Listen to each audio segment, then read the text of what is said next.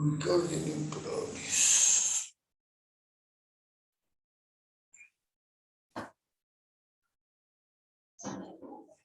Bueno, decíamos entonces que cómo se manifestaba esto, de la hipoglucemia, como las manifestaciones. Por supuesto que los pacientes muchas veces están durmiendo y se despiertan, y bueno, por ahí se dan cuenta, por ahí no. Pero ellos mismos, los pacientes, suelen darse cuenta que viene una hipoglucemia principalmente por los síntomas derivados de la afectación del sistema nervioso autónomo. Es decir, el paciente siente por ahí ansiedad, agitación, sequedad de boca, taquicardia, se ve pálido, sudoroso, listo, eso ya sabe que se asocia con la hipoglucemia. No necesita que le digan mucho más. Ya sabe que viene la hipoglucemia. No hace falta que caiga en un coma profundo para que se dé cuenta que está llegando la hipoglucemia. Entonces, esa hipoglucemia suele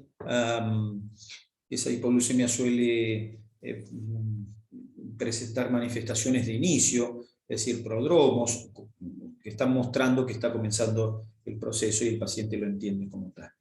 Entonces, ahí aparece la respuesta, que inicialmente es comer algo. ¿En qué consistirá el tratamiento de una hipoglucemia? Ustedes como seres humanos, digamos, como humanos, ¿qué opinan que habrá que hacer con un paciente con hipoglucemia?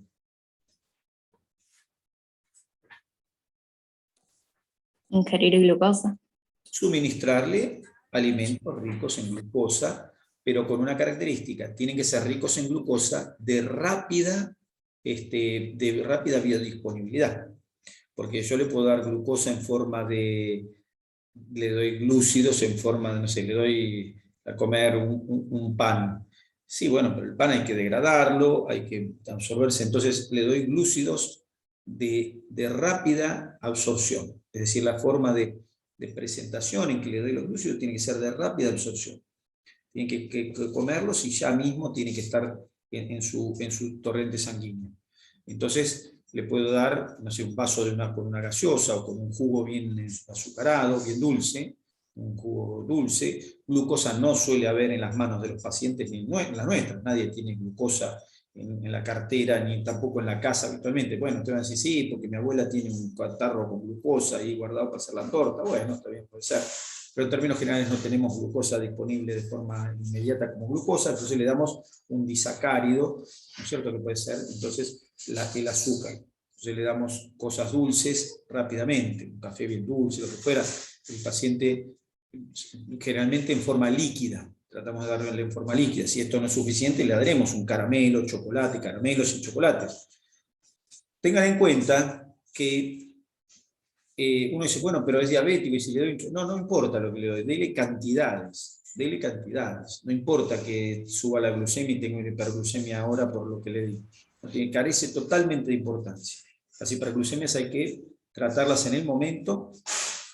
Entonces, como hacemos con dulce, líquido principalmente, inicialmente, y si no, entonces será un sólido, pero que tenga el azúcar disponible rápidamente. ¿Está bien? Por supuesto que eso va acompañado de la consulta médica, excepto que el paciente ya se conozca. El paciente, cuando empieza con los signos de hipoglucemia, el paciente ya tiene a mano un chocolate y después se come un sanguchito con un jugo y ya sabe que el tipo, ya sabe que eso le soluciona el problema.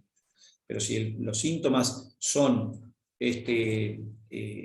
demasiado bruscos, el líquido endulzado, el chocolate, el caramelo y consulta médica. Consulta médica, ¿y qué va a hacer el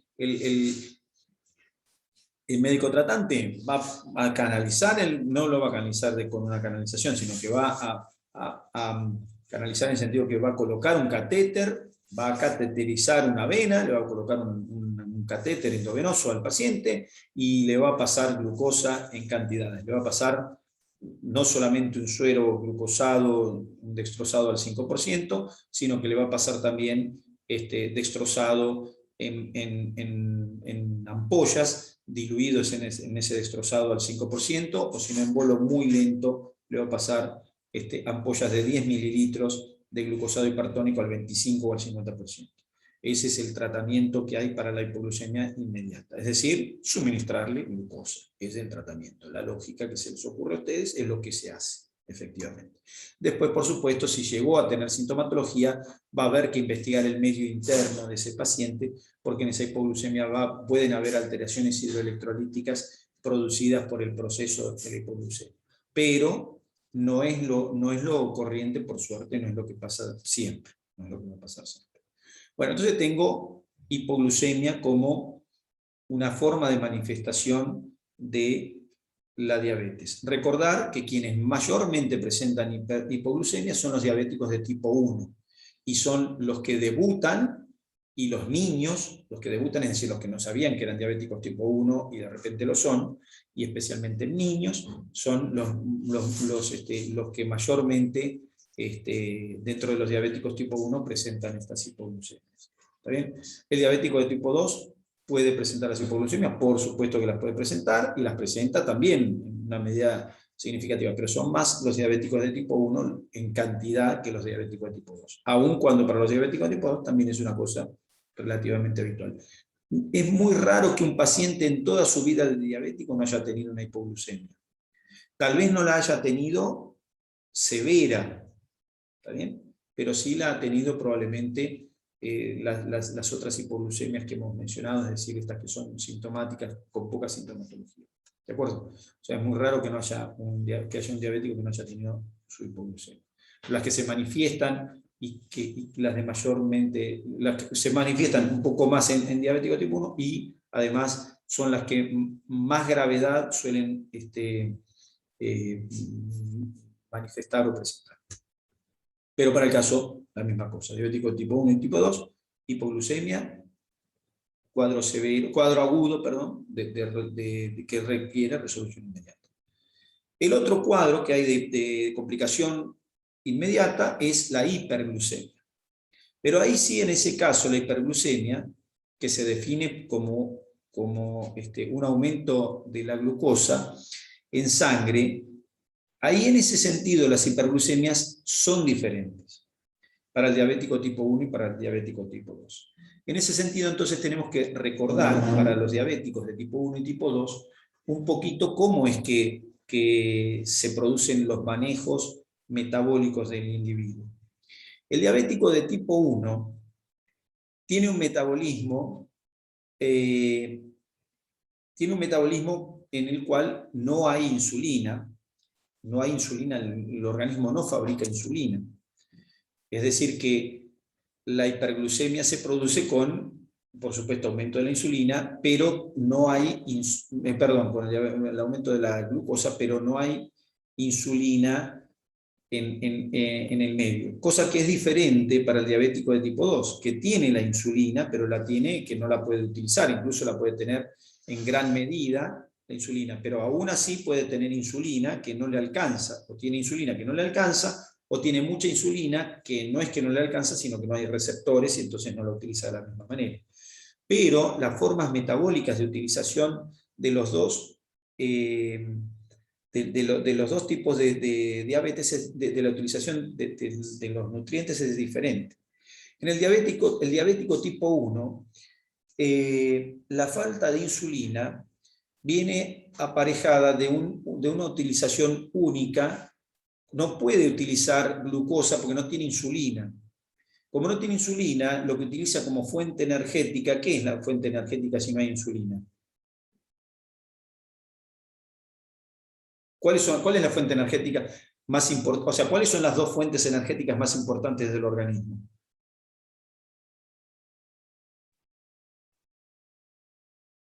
La luz y el gas. La grasa.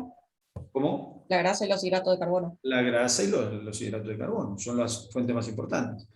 Como no tengo insulina, la única fuente energética, ¿cuál es? La grasa. La grasa. ¿Y cómo se obtiene energía de la grasa?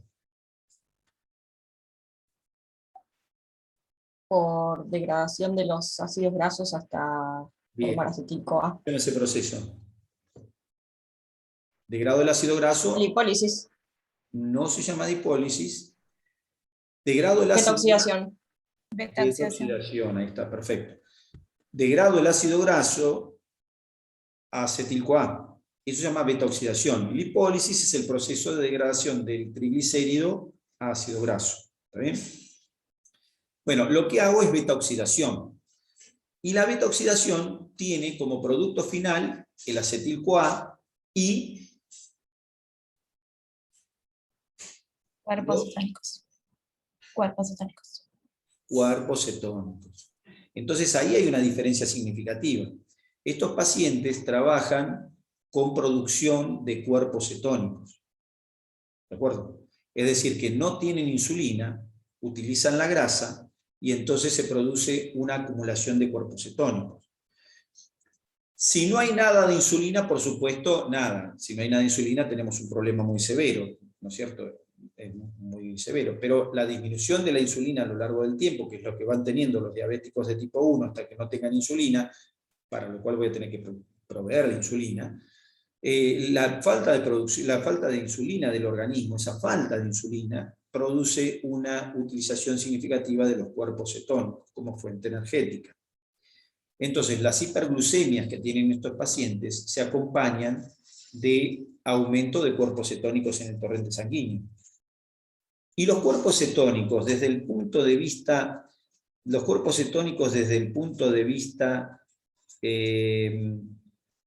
bioquímico, ¿qué son?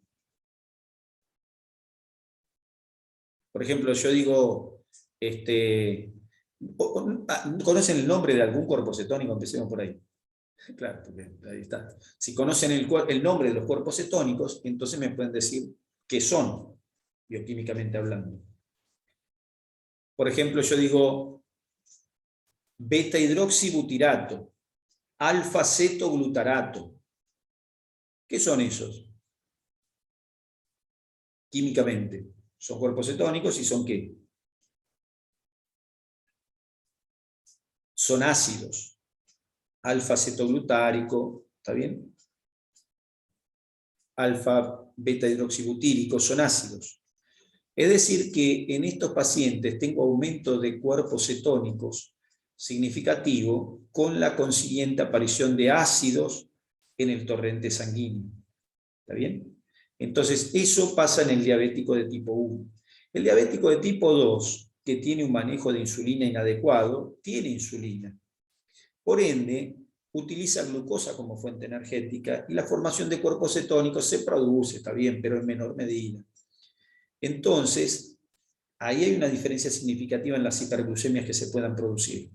Las hiperglucemias del diabético de tipo 1 pueden conducir con cierta facilidad a la acumulación de sustancias ácidas dentro del organismo. Por eso pueden producir cetoacidosis. ¿Está bien?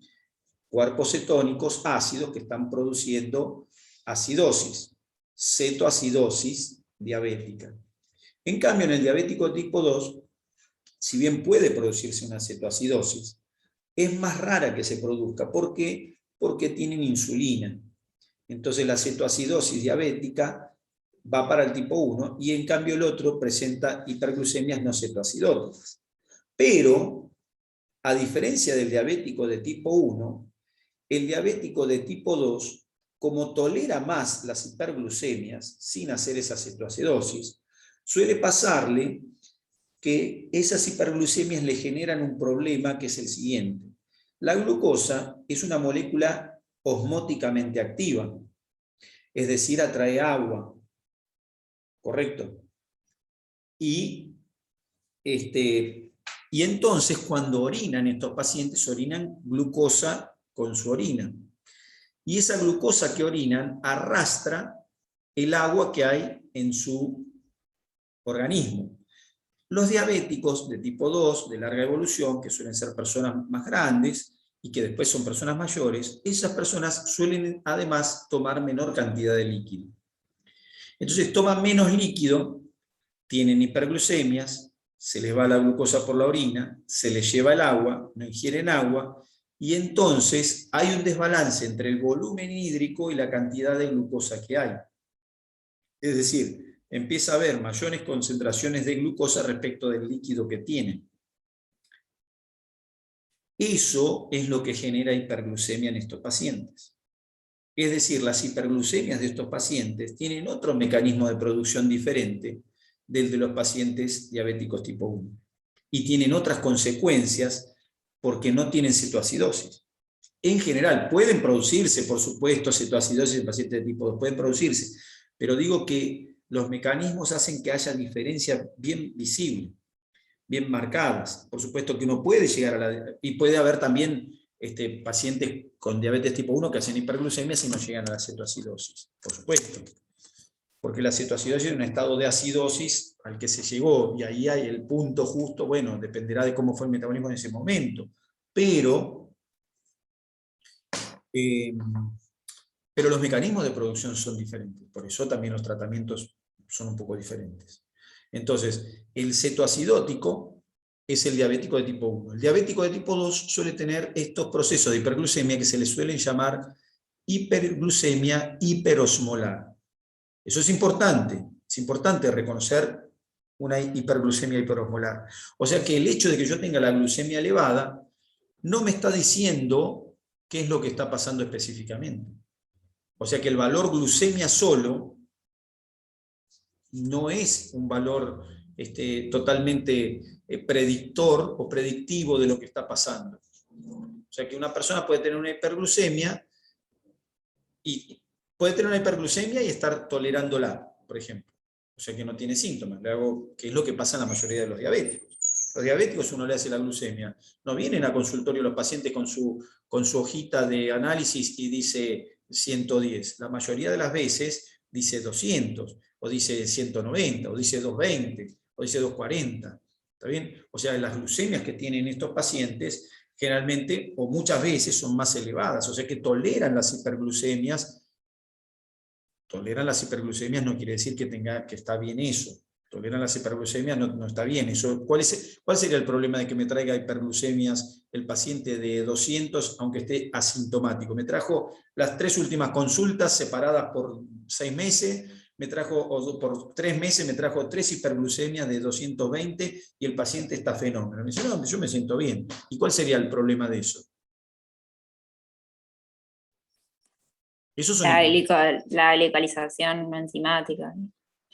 La glicolización, perfecto, el proceso de glicólisis, glicolización, formación de productos de glicosilación no enzimática. ¿Está bien?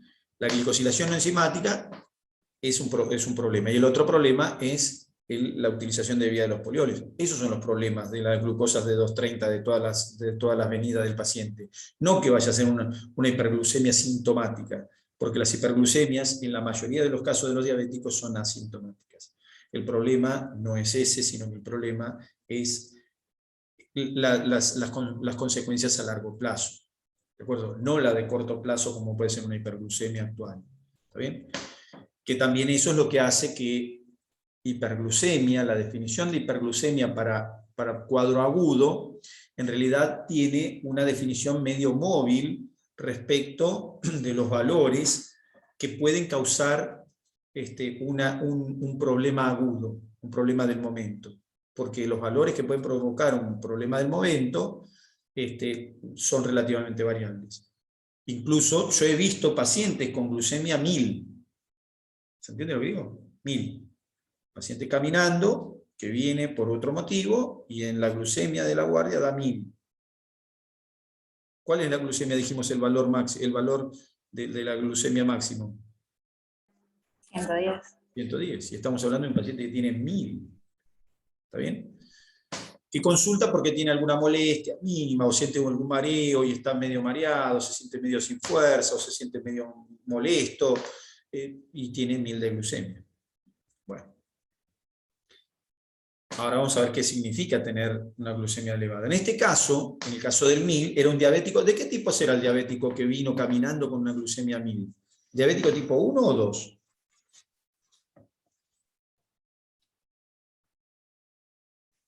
Te van a decir, ¿cómo puedo saber? Ahora sí, por lo que les dije pueden saber. ¿Tipo 1? Si fuera tipo 1, ¿por qué lo pensarías? ¿Por qué supuestamente? Porque en el tipo 2 tendría que haberlo eliminado algo por orina. Bueno, podría ser, pero en realidad lo que ha pasado es justamente lo contrario. El diabético tipo 2 es el que más tolera la hiperglucemia. Porque ese diabético genera su hiperglucemia porque se le va perdiendo más líquido que glucosa. Va concentrando la glucosa de a poquito. Entonces, cuando se quiere dar cuenta, en realidad no se da cuenta, pero cuando se quiere dar cuenta, uno mide la glucemia y la glucemia está muy elevada. ¿Por qué? Porque fue reduciendo de a poco sus niveles de agua y aumentó la glucosa en forma relativa. Si uno midiera los valores reales de glucosa que tiene en sangre, tal vez el valor numérico real no difiera mucho de un individuo, va a diferir, pero no tanto de un individuo no diabético. Es decir, la cantidad específica de glucosa que tiene en la sangre está elevada probablemente, pero el problema no es ese, sino el problema es la dilución que tiene esa glucosa. Generalmente para llegar a esos estados, eso tiene que pasar lentamente. Es decir, se va perdiendo el volumen hídrico respecto del volumen de glucosa en forma lenta, y eso hace que toleren más esas hiperglucemias. En cambio, el diabético de tipo 1 no le pasa eso. El diabético de tipo 1 tiene una hiperglucemia significativa porque no hay insulina. Se le acabó la insulina. Y eso pasa de un momento al otro. No pasa de, bueno, se me va, pasa en un momento. Es decir, usted va a decir, bueno, pará, entonces eso se da solo cuando se le agota la insulina. No, no. Cuando se le agotan niveles suficientes para ese cuadro, para ese momento en particular. Pero eso sucede en un momento. ¡Pac! En cambio, el otro no sucede en un momento. El otro va sucediendo lentamente.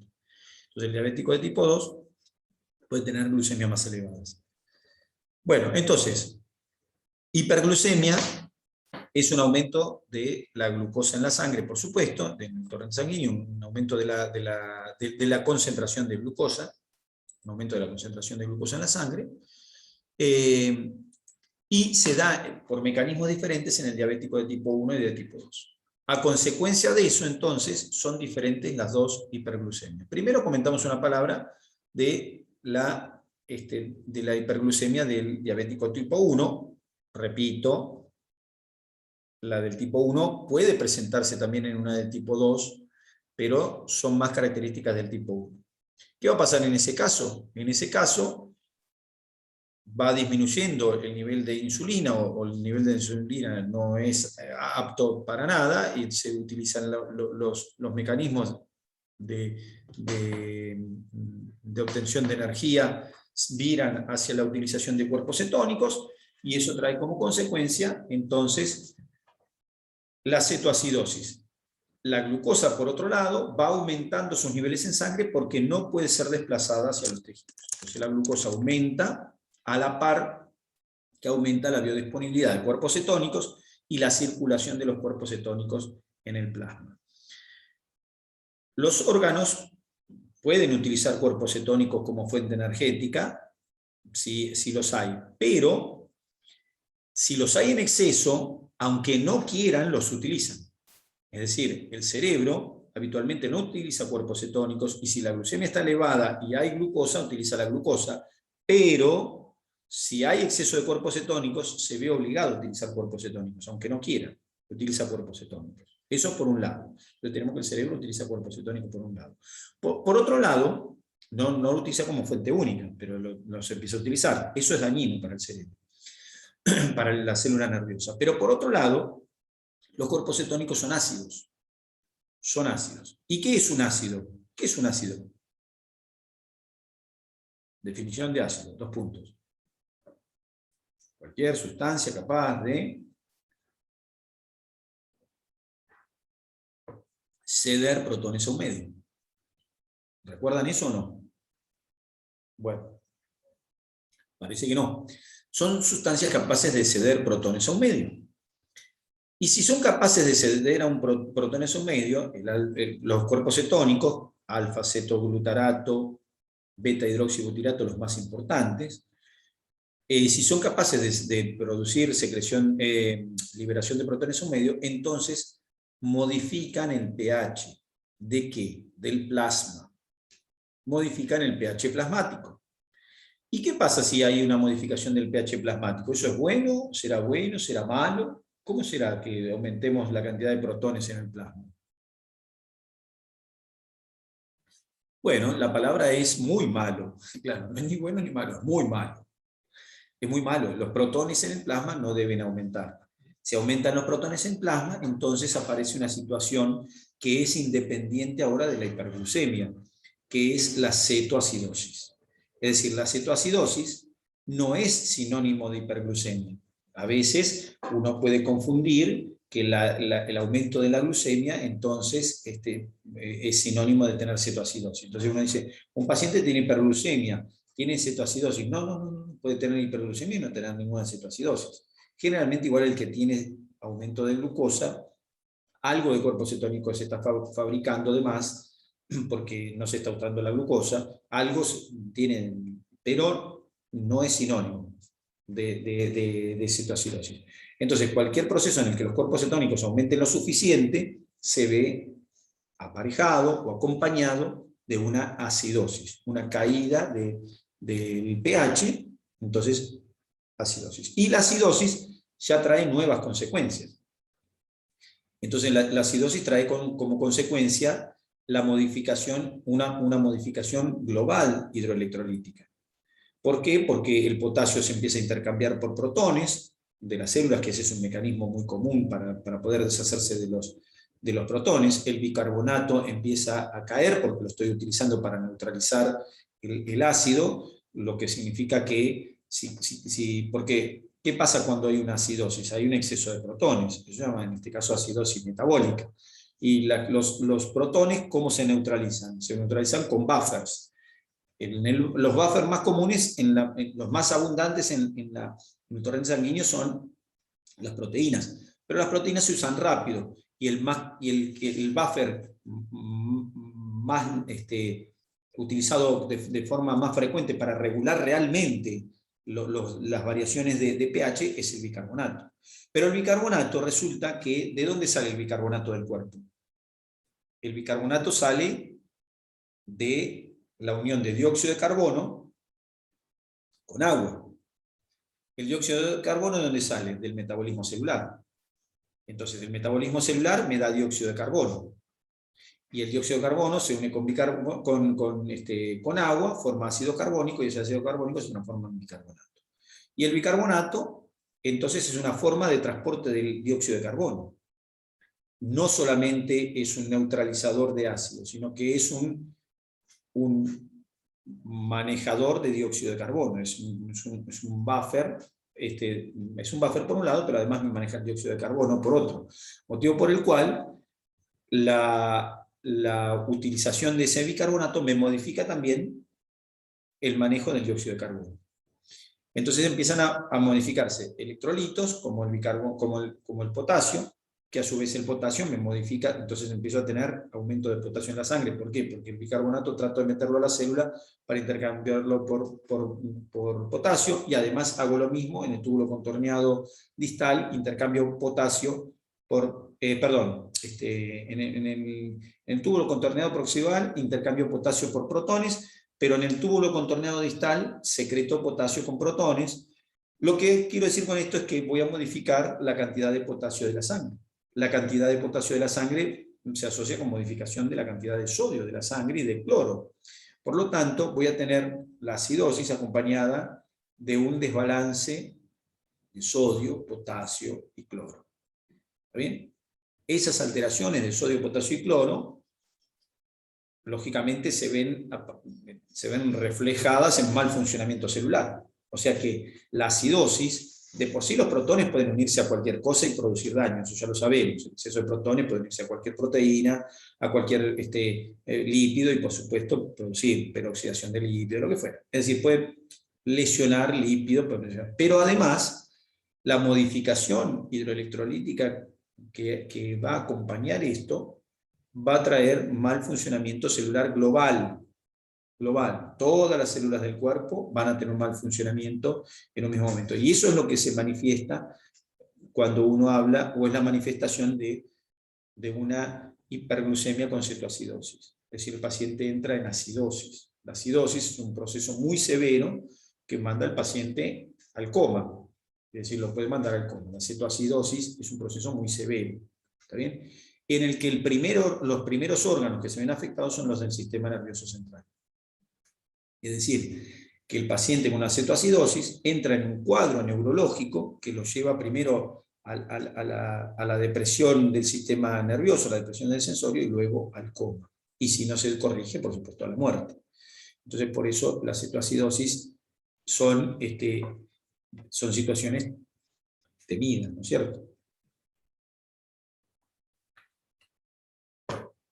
Bien, entonces, cetoacidosis producida por un aumento de cuerpos cetónicos, principalmente. Son los cuerpos cetónicos los que producen la cetoacidosis. ¿No? Que las hiperglucemias de estos diabéticos, bueno, la hiperglucemia puede ser dañina a largo plazo, pero en el momento, ¿por qué me produce daño? Me produce daño porque en realidad no es la hiperglucemia lo que me produce daño. Lo que me produce daño es la utilización alternativa, para estos pacientes, la utilización alternativa de los cuerpos cetónicos.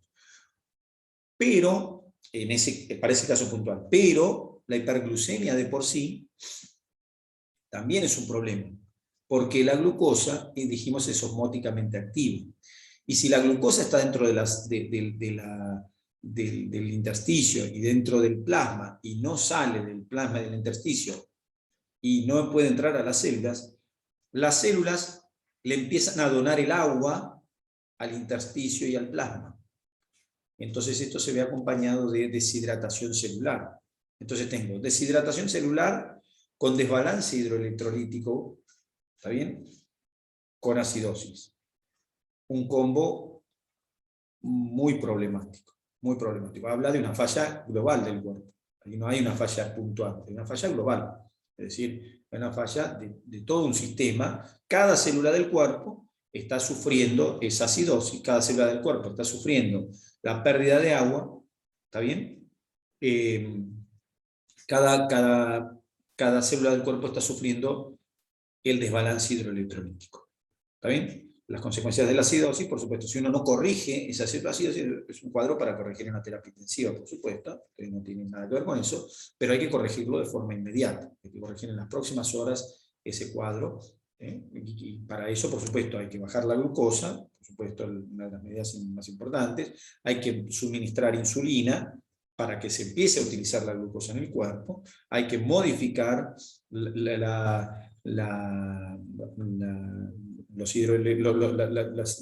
cantidades de electrolitos del organismo, y hay que forzar, hay que aumentar la hidratación del paciente y forzar la eliminación de glucosa y de electrolitos excedentes. Entonces, y corregir al principal corregidor de estas situaciones, que es el bicarbonato.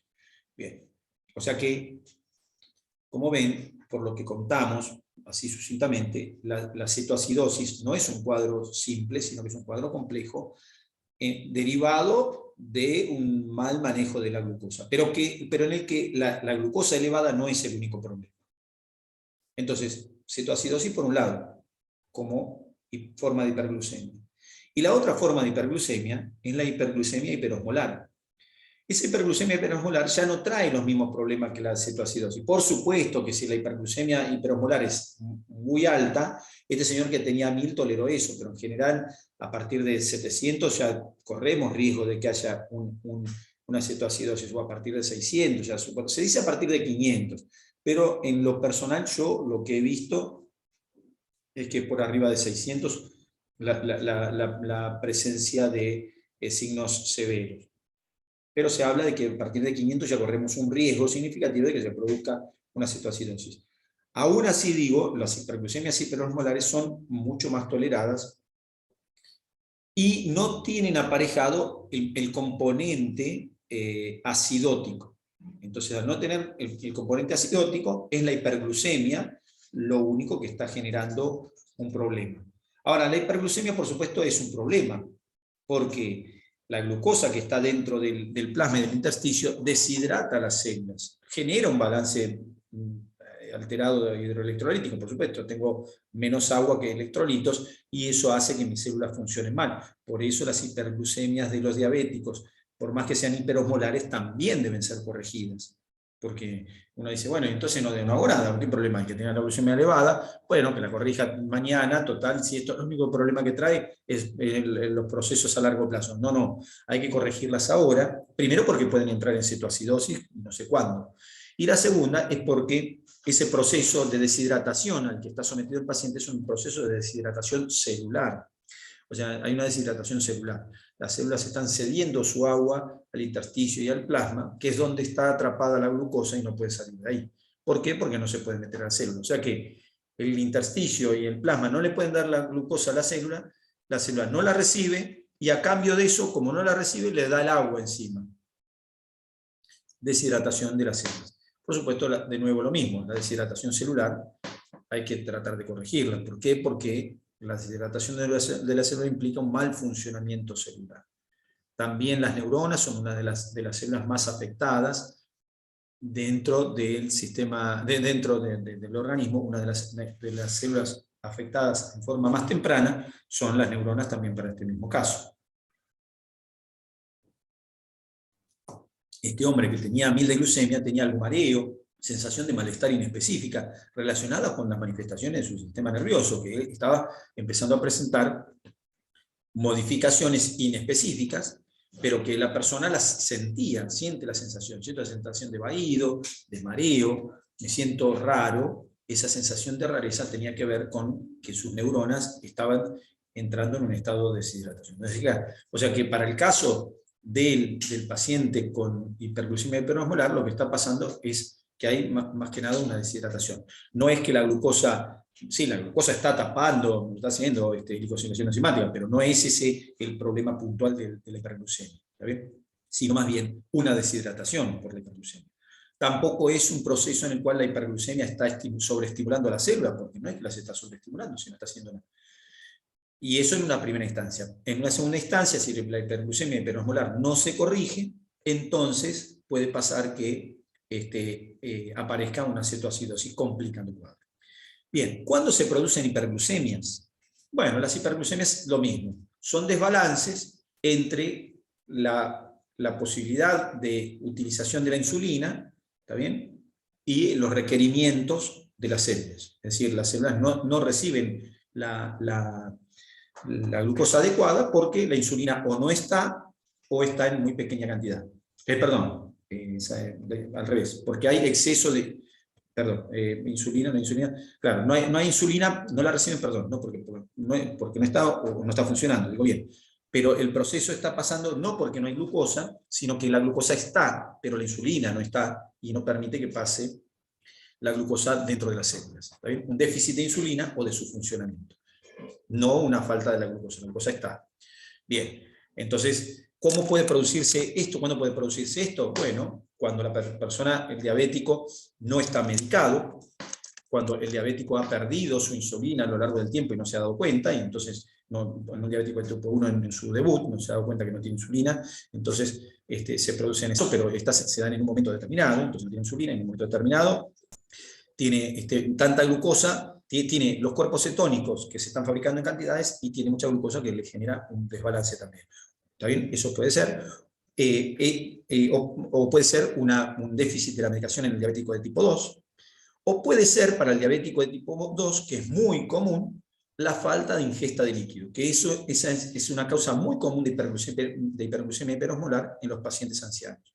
Las personas mayores presentan hiperglucemias hiperosmolares, muchas veces asintomáticas, relacionadas con la falta de ingesta de líquido. Si esa persona no necesita mayores dosis de hipoglucemiante, necesita mayor cantidad de líquido. ¿Se entiende? Tiene que ingerir más líquido. No es que necesita más drogas como hipoglucemiante para mejorar la actividad de su insulina. Necesita más líquido para diluir la glucosa que tiene en su cuerpo. Por supuesto, puede necesitar mayor cantidad de hipoglucemiante, pero